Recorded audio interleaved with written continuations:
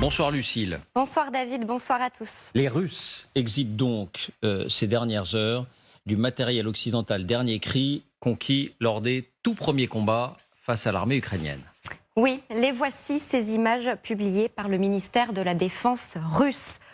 On y voit des soldats présentés comme ceux de l'unité Vostok. Ils s'agitent autour de blindés à l'arrêt sur le champ de bataille. L'un d'eux précise ce qu'est son butin.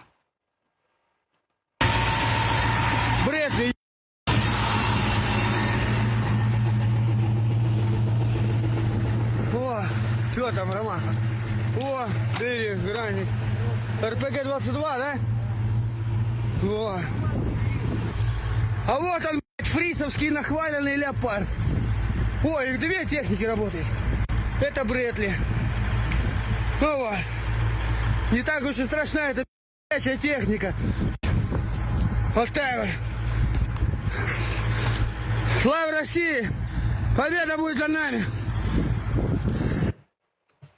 Vous avez bien entendu un char Léopard, un véhicule de combat d'infanterie Bradley de fabrication américaine. Je vous laisserai juge, mais au premier coup d'œil, on est bien devant du matériel occidental. C'est pas du tout anormal de perdre du matériel. Alors ça, on va commenter en détail. Mais... Sur le Bradley, là, je donne ma langue au chat. Peut-être que Jean-Dominique est plus... Je suis comme toi. Voilà. Bon. En tout cas, des Bradley étaient engagés. Sur d'autres images, on voit des léopards, des Bradley, des Humvee également. Les Russes parlent du fait qu'ils auraient touché des AMX-10 RC français, mais je ne les ai pas vus à l'image. Et on a quand même, enfin bon, on verra, on pourra commenter après, mais bon, il y a un peu les mêmes images qui tournent en boucle. Voilà, on va les commenter en détail, mais enfin, il s'agit bien de toute évidence du matériel occidental et Sergei Shoigu ou Vladimir Poutine s'en félicitent à grands cris. Oui, un peu plus tard, le ministère de la Défense russe revendique des chars Léopard et des véhicules Bradley d'infanterie. Ce sont maintenant nos trophées. Et Vladimir Poutine dresse lui-même un premier bilan du matériel conquis. Écoutez-le. Что касается бронетехники, там вообще вещи еще так более серьезные. Значит, они за это время потеряли свыше 160 танков и свыше 360 бронемашин разного типа. Это только то, что мы видим. Есть еще потери, которых мы не видим, которые наносятся высокоточным оружием большой дальности по скоплениям личного состава и техники. Так что на самом деле их больше, этих потерь со stороны Украины. Voilà. Et encore une fois, c'est très rare d'entendre Vladimir Poutine commenter les actions militaires sur le terrain. Donc on est sur un bilan astronomique de chars occidentaux saisis. Est-ce que ça correspond à une réalité? Et deuxième question, comment expliquer, on y voit plus clair maintenant, que s'est-il passé pour que les Ukrainiens encaissent ce premier revers de taille? Eh bien, on n'est sans doute pas à des centaines de chars et de véhicules blindés, comme le dit Poutine, mais effectivement, on peut supposer qu'il y a bien eu une erreur tactique. Regardez ces images tournées quelques minutes avant la scène. On est aux premières heures de la contre-offensive sur le front sud de Zaporizhzhia. Et ce que vous apercevez, ce sont des chars ukrainiens. On en dénombre au moins 9, les uns à côté des autres, très rapprochés. Ils sont visiblement à l'arrêt. Pour notre consultant Michel Goya, c'est la première erreur. Là, ce que l'on voit sur ces images, en tout cas, c'est une unité qui n'a pas pris de distance, on appelle ça des distances de sécurité, qui est vraiment collée les uns aux autres et qui constitue une cible relativement facile. Ça ne rate pas. Un drone russe ennemi les repère et tire. Autre scène, quelques instants plus tard, on est en caméra embarqué à bord de l'un des chars Bradley ukrainiens. Le char tire sans doute sous le feu des Russes, puis il laisse passer devant lui, vous allez le voir, un autre blindé ukrainien. Il tire à nouveau, laisse passer un deuxième char qui prend feu, sans doute roulant sur des mines. Le char Bradley va jusqu'à déclencher son système de fumigène. Le nuage épais permet aux soldats de fuir en étant en partie camouflés. On sent comme un vent de panique. C'est la deuxième erreur selon Michel Goya. Et lorsque le tir commence, ils sont complètement désemparés. Ils n'utilisent pas, par exemple, les fumigènes pour essayer de se cacher. Lorsqu'ils essaient de se déployer, ils tombent sur des mines qui sont à proximité. Au total, donc, double erreur, selon Michel Goya. La première, c'est le regroupement de chars. La deuxième, c'est la précipitation des hommes sur les champs de mines. Autrement dit, il y a sans doute un manque de préparation. C'est ce qu'expliquait notamment le général sur notre plateau, le général Trinquant. Écoutez-le. Distance, distance. C'est classique dans l'armée. Distance, distance. Les hommes ont tendance à se rapprocher pour être. Et en fait, il faut garder des distances pour pouvoir d'abord avoir un champ de tir beaucoup plus large et puis offrir moins de cibles. Comprenez bien que quand vous êtes serré, il suffit d'un tir et puis vous en tuez plusieurs, quoi. Merci Lucille. Alors, plusieurs questions. C'est vrai que cette armée ukrainienne dont on loue l'ingéniosité, l'agilité, la bravoure, peut-être on ne s'attendait pas à ça pour les débuts de cette contre-offensive. Est-ce qu'on est là dans les aléas de la guerre ou est-ce qu'il y a eu une faute ou un problème d'estimation du théâtre de la guerre par cette armée ukrainienne, Pierre? Alors, moi, honnêtement, avec les éléments que l'on a, les différentes vidéos assez parcellaires sur lesquelles on peut travailler, moi, je me sens absolument incapable de dire il y a eu des erreurs. La guerre, c'est un tissu d'erreurs. Dès qu'on travaille sur l'histoire militaire, voilà, c'est extrêmement compliqué. Et pour analyser sereinement, il faudrait savoir ce qui s'est passé juste avant. Vous voyez, parce que bon... pour savoir si véritablement une unité s'est engagée de façon un peu trop légère à tel ou tel endroit. Là, ce qui me frappe sur les images qu'on vient de voir juste à ce rassemblement de véhicules, on voit une dernière frappe, mais on voit aucun personnel sortir des véhicules.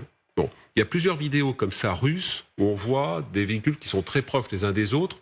J'arrive pas à comprendre comment les véhicules ukrainiens ont pu se retrouver au même endroit et être détruits au même endroit. Je me suis même posé la question, je ne veux pas avoir un esprit de système, si les Russes, pour faire la photo, n'avaient pas détruit effectivement ces véhicules et s'ils ne les avaient pas rassemblés pour faire une sorte de trophée, pour que c'est un impact visuel plus fort. Donc, ah oui, vous doutez carrément de... Voilà, mais c'est entre guillemets, c'est de bonne communication et de bonne propagande. S'ils ont tapé ces véhicules, ou si ces véhicules ont sauté sur des mines échelonnées dans un champ de mines, où ils ont sauté les uns derrière les autres, les équipages sont partis. On ne voit pas de corps en bas des véhicules. Toutes les scènes de guerre de la Deuxième Guerre mondiale sur les combats de chars ou de véhicules blindés, vous voyez des corps qui brûlent à côté des blindés, etc. Là je ne les vois pas et je les trouve assemblés de façon étrange. Mais encore une fois, je reconnais que moi je suis d'une extrême prudence parce que je n'ai pas l'ensemble de la picture. Je connais bien les opérations militaires, je suis allé sur pas mal de théâtres de guerre, et en fonction du moment que vous saisissez de ce qui vous apparaît, voilà, on en tire des conclusions. Alors, qu'il puisse y avoir des erreurs, des échos qu'on avait de la préparation du corps d'offensive ukrainien, 70 000, 80 000, dans les doutes qui étaient émis par des officiers occidentaux, c'était les Ukrainiens n'ont jamais fait ce qu'on appelle d'offensive de grand style. Sur Kharkiv, ils ont engagé 20 000 hommes sans appui d'artillerie parce que c'est rentré comme dans du beurre chez les Russes. Là, on est sur une zone beaucoup plus importante et les Ukrainiens n'ont pas... Ils se sont entraînés, ils se sont préparés, il y a une planification, on en redira peut-être un mot, donc tout ça est parfaitement fait.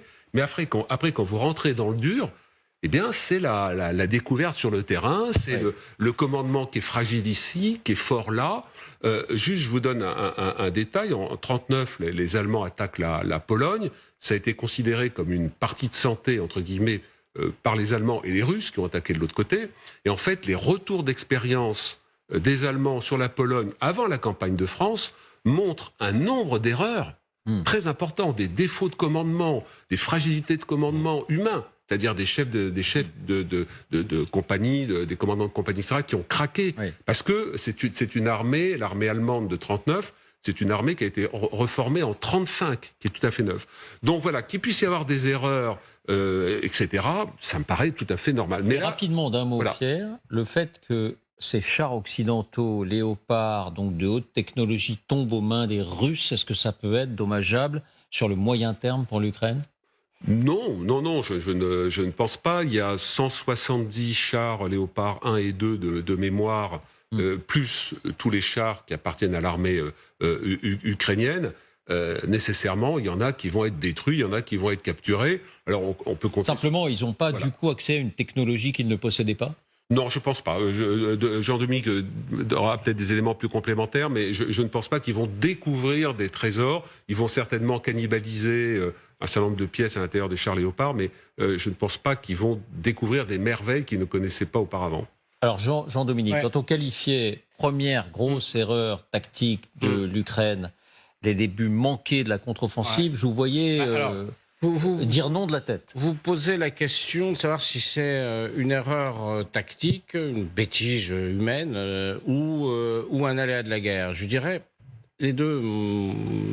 Les deux, mon général. Les deux, mon général ou mon colonel ou, Très flatté. ou mon adjudant, ce que vous voulez. Mon général. Il y a plein de généraux. Parce que les aléas de la bêtise, l'erreur, le truc qui se passe mal parce que ça se passe mal et on ne sait pas tellement pourquoi ça se passe mal, ça fait partie des aléas de la guerre. C'est même le principal aléa de la guerre, en fait. Les choses ne marchent jamais comme on voudrait que ça marche à la guerre. Il y a une vraie phrase militaire qui dit la première victime de toute opération militaire, c'est justement le plan d'opération. C'est la première chose qui ne marche plus dès lors qu'on est engagé sur le terrain. Donc, bon, clairement, d'après ce qu'on voit, les militaires ukrainiens qui ont été engagés dans cette affaire se sont pas comportés comme ils auraient dû se comporter. Ils ont multiplié un certain nombre d'erreurs.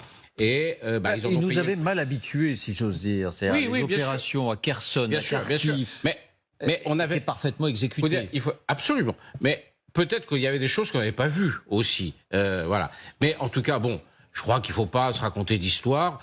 Ils se sont pris une dérouillée. Ils n'ont pas été bons sur ce coup-là, clairement.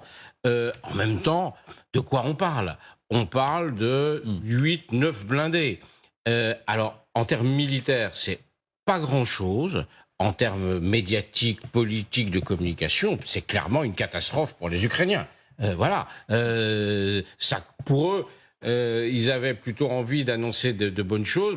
Ils se retrouvent avec ces images de chars Léopard aux mains des Russes. C'est pas terrible, quoi. Voilà. Donc, militairement, ça n'aura pas de grosses conséquences. Politiquement, médiatiquement, psychologiquement, ça en aura sans doute beaucoup plus. Juste une dernière petite chose. On constate quand même que les chars occidentaux, les blindés occidentaux, résistent extrêmement bien. C'est-à-dire, on peut les immobiliser, on peut les détruire, mais manifestement, leurs équipages sont protégés. Parce qu'on voit les gens quitter ça veut dire que ça, on le savait déjà, on l'avait déjà vu au sud du Liban avec les blindés israéliens. Les blindés israéliens étaient tapés par le Hezbollah, immobilisés, détruits. Il y avait relativement peu de pertes humaines. Et manifestement, là, il n'y a pas eu beaucoup de pertes humaines du côté ukrainien.